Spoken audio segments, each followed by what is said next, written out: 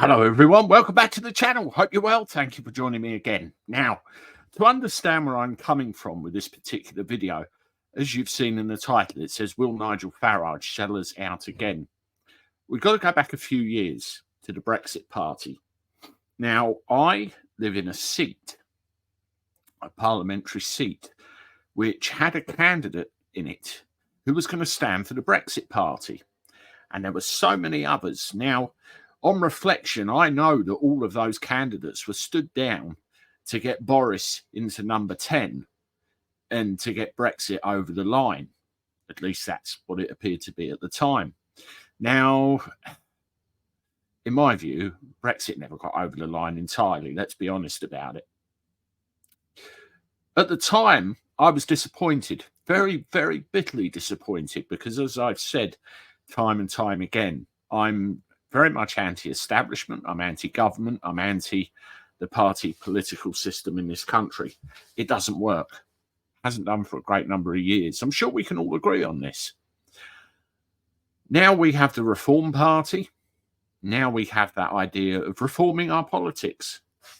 Reforming our politics. There's going to be no deals with the Tories, Richard Tice has said repeatedly. We're not going to do any deals. They've ruined the country. No, it's time for change. Off you go, Richard Tice has said repeatedly. I've even had inside information from a member of the Reform Party. There'll be no deals. Well, I'm going to show you something that came up in the news yesterday. And I want you to tell me what you think about this. Nigel Farage hints he is open to election deal with Sunak, but demands something in return. So we've gone from no deals to he could demand something in return. Well, what happened to reform? Then the first thing I'll put to you, do you think this is media spin? Do you think that this is another attempt at trying to discredit them as a party, Nigel? Or do you think there might be some substance to this? Could they do a deal with the Tories after all?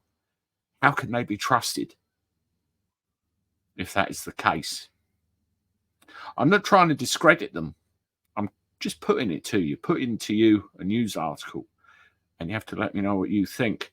So do we go with reform, or do we put them in the same bracket as the other two that have failed us consistently over the years and say, I do not consent in our masses? Well, to further expand on this, have a look at this. Now, mate, this big screen, you can see I pulled this off of GB News. Obviously, the station that Nigel works for. So does that lend it any more credence or not? He rejected the suggestion that a peerage could steer him away from challenging the Tories, adding, I've turned all that rubbish down in the past. Speaking to The Sun, Farage says, do you know what? I got rid of Mrs May with the Brexit party.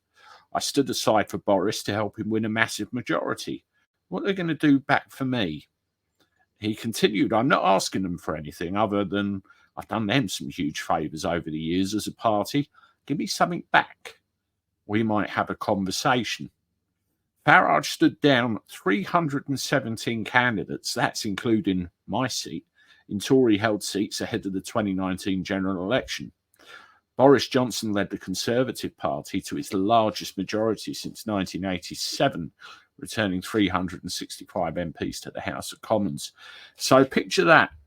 I'm not asking them for anything other than I've done them some huge favours. Give me something back. We might have a conversation.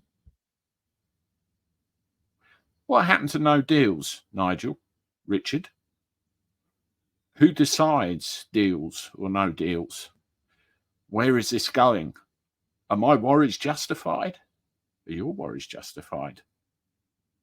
Let me know what you think in the comments. Hit the like button, subscribe to the channel.